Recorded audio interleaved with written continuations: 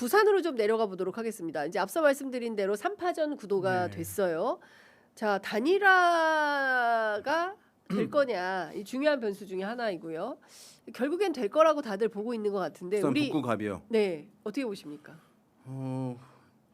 그렇죠. 뭐 되는 게 사실은 이제 일반적이긴 해요.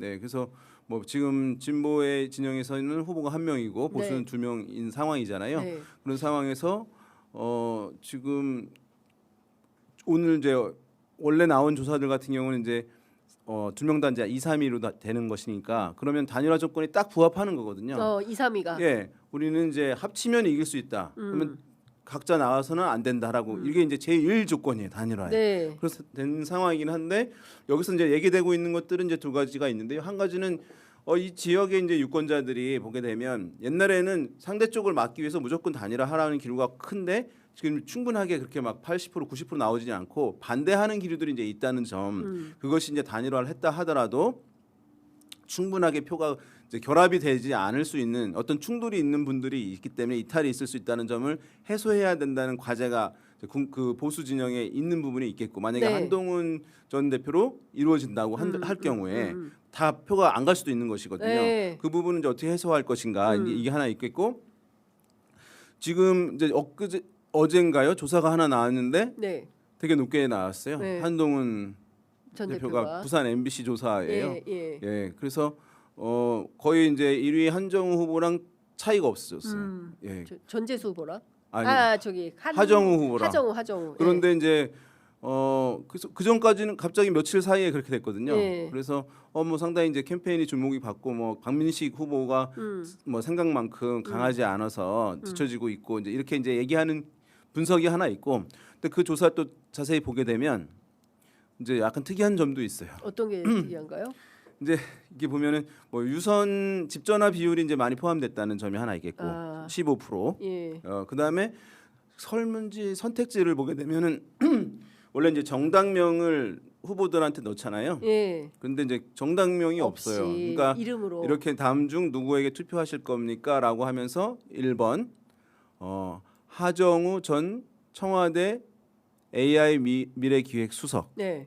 2번 박민식 전 보훈부 장관. 네. 3번 한동훈 전 국민의힘 대표. 예. 이렇게 했어요. 이건 뭐냐? 그러면 이제 국민의힘이라고 하는 정당 타이틀은 한동훈 전 대표한테만 부여된 거예요. 그렇죠. 예, 그러니까 지역구에 있는 여론조사라 하더라도 주민들이라 하더라도 정치에 관심이 많은 분들이 있고 네. 그렇지 않은 분들이 있는 거거든요. 예. 그러면 이제 나는 자세히는 모르지만 국민의힘 정서야라고 네. 한 경우에는 국민의힘 타이틀 그 브랜드가 있는 것들이 이제 작동을 하는 것이기 때문에 예. 그 이제 그 효과도 있는 거예요. 그게 이제 의도한 건지 어떤지는 알 수는 없는 상황이긴 한데 이제 그 부분이 있는 거죠. 만약에 정당명들을 탁탁탁 붙여주고 이름만 있었다거나 네. 했을 경우는 약간 다를 수 있는 지점이 있어요. 여론조사라고 하는 것들은 어쨌든 그러한 자극들에 대한 이제 즉각적 응답인 것이거든요. 예. 그러니까 그런 이제 자극을 주는 부분들이 좀 설문 설계의 표현들이라고 할 수 있는데 그런 부분들이 좀 차이가 있는 부분들이 있다. 네. 이렇게 말씀드릴 수 있겠습니다. 그렇군요.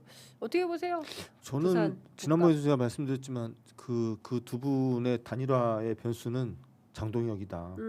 예, 근데 장동혁 대표가 지금 보면 네. 단일화하지 마라라는 메시지를 아주 분명하게 보내는 것 그럼요. 같아요. 장동혁 대표는 예. 한동훈 전 대표가 국회에 등원하는 거 그 순간 자기는 못 보죠. 못 보죠. 예, 그러니까 예를 그걸 못 들어서 보죠. 아마 장동혁 대표는 예. 이재명 대통령하고는 대화가 돼도 한동훈하고는 대화가 안 될 겁니다. 이거 원래 예. 사랑하던 사이가 헤어지면 더 멀잖아요. 오늘 사랑 얘기를 많이 하네요. 어린이날이라 그런지. 그러니까 한때는 저기 장동혁 대표가 한동훈 전 대표의 최측근이었잖아요. 예. 저런 사이가 헤어지면 저는 다시 이제 수습이 거의 안 되는 예. 관계여서 예.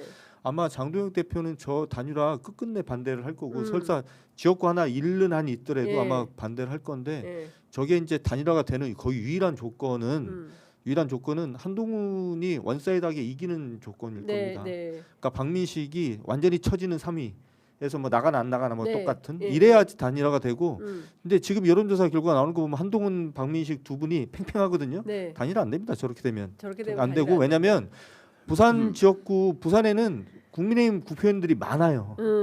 맞아요. 예, 저 지역구 하나 잃어도 저 지역구 하나 대세에 잃어도 지장 없다. 대세 지장이 없다고 아마 네. 장동혁 체제에서는 네. 판단할 거고 그거보다는 한동훈 리스크가 자기들한테 크다. 훨씬 더 클 겁니다. 근데 네. 저는 이 대목에서 말하고 싶은 거는 뭐 한동훈, 박민식 선 솔직히 개인적으로 관심 없고 제가 지난주에도 나와서 하정우 전 수석의 네. 선거를 임하는 자세에 대해서 이제 말씀을 좀 드렸는데 그때 제가 두 가지를 말씀드렸는데 대통령 얘기하고 다니지 않았으면 좋겠다. 네. 두 번째는 AI 얘기. 이거 너무 팔지 않았으면 좋겠다. 두 개를 말씀드렸는데 딱 그 두 개만 좀 하고 계세요. 하정우가. 그러니까 예를 들어서 뭐 갑자기 거기 가서 항만에다가 AI 뭐 로봇을 깔겠다는 네. 뭐 이런 얘기 했다가 한동훈이 막 조롱하잖아요. 네. 그죠? 그런 일이 벌어지고 본인이 대통령실에 있으면서 이재명 대통령 모시고 어떤 일을 해왔었는데 이런 얘기 하시는데 그런 정도 얘기를 하실 거면 그러면 출마하지 말고 청와대 계셨는 게 써야 맞죠. 됐다. 지금 지역구에 출마하는 정치인의 워딩이 아니에요. 하정우의 예, 워딩은. 지금 예. 이분이 얘기하시는 거는 예. 저거는 자기를 찍어줘야 되는 그 부산 북갑에 계신 분들이 내가 저 사람을 찍어야 될 이유를 아직 못 찾고 있을 겁니다.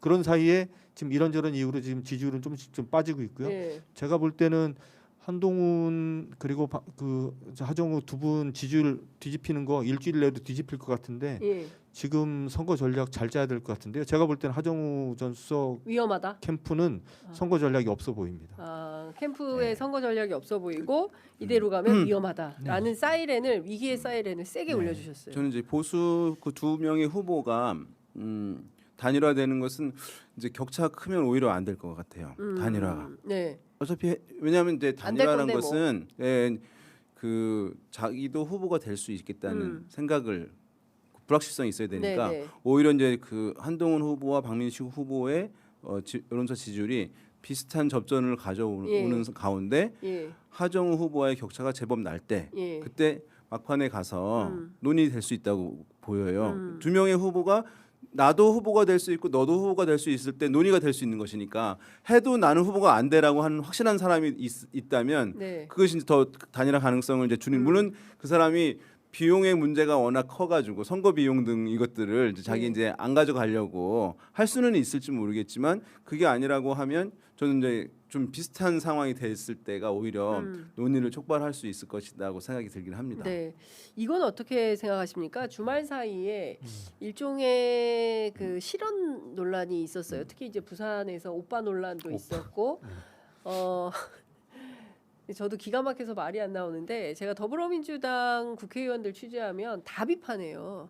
네, 그리고 영남 지역은 차라리 안 가는 게 낫다. 그냥 후보 중심으로 선거를 치르는 게 낫다. 이제 이런 거고 아까 말씀하신 대로 가서 하는 얘기는 뭐 서울대 나온 사람이야. 컴퓨터공학 전공했어. 어쩌라고.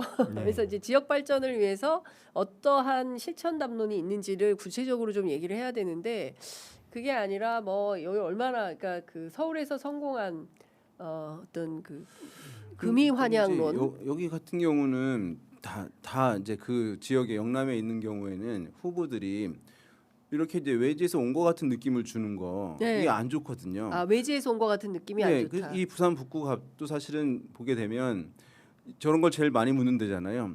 끝까지 여기 있을 거냐, 네. 끝까지 여기 정치할 거냐. 네. 그러니까 후보들이 그 경쟁을 하고 있는 거예요. 그래서 뭐 이제 한동훈 후보한테 이제 제기될 수 있는 거는 여기 경유지 아니냐. 그렇죠. 예, 그러니까 전 여기서 끝까지 정치하겠다. 타워팰리스 사는 놈이 여기 왜 왔노? 막 이게 아주 거칠게. 예. 그리고 박민식 후보 같은 경우는 지난 총선에 이제 강서의 을인가요? 네. 출마도 했고 하니까 사실은 분당에도 갔었어요. 예, 분당에도 갔었고. 네. 그러니까 이거 뭐 배신자가 귀환한 거 아니야? 이제 이런 비판을 받으니까 네. 제가 그렇지 않다고 본인이 이제 계속 그래서 진짜 북구 사람인가 이 표현을 쓰는 것 같더라고요. 진짜 북구 사람이 누구냐. 예. 네. 그러니까 이제 그 경쟁이 있는 상황인데 외지에서 왔고 뭐 이렇게 하면 거기 녹아들고 스며들고 여기 사람이고 여기 끝까지 있을 것이고 함께 뒹굴 것이고 이제 이런 것들을 강조를 해야 네. 수용도가 높아지는 것인데 생뚱맞게 이제 외부에서 온 것 같은 경우는 옛날에는 이제 시골 같은 경우 금이 환영 되겠지만 요즘에 이제 유권자들 수준이 워낙 높아졌으니까 네. 사실 와서 같이 함께 할 사람이 중요한 그렇죠. 것이지 뭐 와서 시혜적으로 어떻게 하는 것들에 대해서는 거부 반응이 먼저 큰 것이잖아요. 그 부분들이 사실 이제 정교하게 갈 필요가 있을 것 같고 아까 말씀하신 대로 어쨌든 영남 지역에서는 이 사람 우리 사람이야라고 하는 것들은 수용도를 높이지만 그 민주당 당에 대해서는 거부 정서가 있는 거거든요. 그 지역의 국민의힘 같은 경우는 오랫동안 자기들 이제 정서와 같이 했기 때문에 정체성인 거예요. 그 자체가. 예. 그러니까 캠페인도 국민의힘을 대놓고 공세하는 것은 안 맞는 거예요. 어. 그 유권자들을 부정하게 만드는 것이거든요. 네. 그런 거 말고 이 후보, 이 뭐 대구사랑 김부겸이든 뭐 네. 이렇게 가야 되는데 상대 정당을 확실하게 이제 비판을 강하게 하면 당대당 선거가 되는 거거든요. 예. 그럼 당 이쪽은 또 당연히 당 후보 사람이 되는 거예요. 음. 그 부분을 깨야 되고 이제 지도부들이 이제 어쨌든 지금 상황이 너무 좋으니까 이제 가서 우리가 이런 것들을 해줄 것을 개런티할게 이제 이런 기조긴 할 텐데 네. 이게 이제 너무 강하게 되면 정당이 부각이 되는 것이니까 그 정당에 대한 반감은 보수 층에게 있는 것이잖아요. 네. 이 부분들에 대한 이제 조절이 약간 이제 아쉬운 부분이 있다. 초반에 있지 않았나 예. 싶습니다. 근데 보니까 하정우 수석이 입고 다니는 점퍼가 그 숫자도 없고 이름도 없어요. 그러니까 민주당에서 처음에 이렇게 당 대표로부터 받은 점퍼가 아니라 숫자도 이름도 없는 점퍼를 입기 시작했다라는 것은 제가 보기에는 그 지역 동네가 어쩔 수 만만치 없죠. 뭐 않구나. 그건 어쩔 수 없는 라는 거고. 생각을 하게 되는 단서였습니다. 사실은 이제 말씀하셨던 오빠 논란 같은 거를 보면서 이게 그런 거 같잖아요. 예전에 17대 총선이었나요? 정동영 당시 당대표의 노인 폄하 발언. 그 있었죠. 사실은 정동영 당시 당대표가 노인 폄하를 하고자 하는 의도가 있었겠어요? 그렇죠. 그건 없어요. 아니죠. 없어요. 예.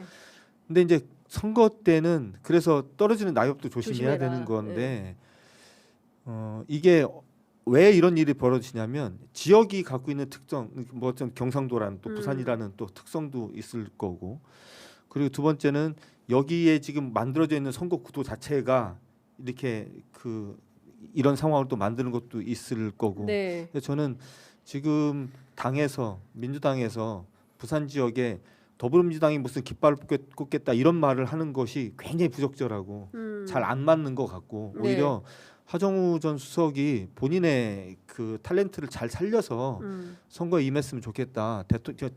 지난주에도 말씀드렸듯이 대통령 팔고 민주당 팔고 그리고 본인의 어쨌든 독특한 전문 영역 그 AI 이거 말고 이 사람이 왜 여기서 정치를 하려고 하는지에 대해서 그 자기를 찍어줄 사람들에게 부산 얘기를 해야 되는 것 같아요. 네. 제가 볼 때는 그런 식의 전략이 좀 필요한 것 같다. 네. 이 지역 같은 경우는 이제 하정우 후보 이제 측에서는 지금 초반 캠페인이 이제 삐그덕거린 부분이 있는데 네. 다만 이 지역 주민 대상으로 부산시장 이제 후보 가상 대결을 하게 되면 전재수 후보에 대해서는 상당히 높거든요. 여전히 높아요. 네. 막 절반 넘어갑니다. 예, 예. 그러면은 그 룸이 있긴 있는 거예요. 그러니까 이제 전재수 후보의 그 후광을 네. 이제 충분하게 흡수를 아직 못한 걸 수도 있는 거예요. 그래서 그 부분에 이제 어떤 퍼포먼스가 필요하겠죠. 예. 이제 그래서 그것을 얼마만큼 흡수하냐 이것이 하정우 후보에게 남겨진 이제 과제 중에 하나 아닐까 생각됩니다. 네, 제가 뭐 오늘 아침에 영남권 국회의원 통해서 이제 전화 취재를 좀 했는데 대구는 김부겸의 이름으로 그냥 치르면 되고 네. 지금 하정우 옆에 제일 필요한 것은 전재수다. 네. 맞아요. 예, 그밖에 다른 사람은 필요하지 않다. 이제 이런 얘기를 합니다. 하정우 수석과 정청래 대표에 대해서 학부모 단체인 학생 학부모 교사 인권 보호 연대가 아동 인권 침해로 고발했다는 소식 들어와 있다는 것도 말씀을 좀 드리겠습니다.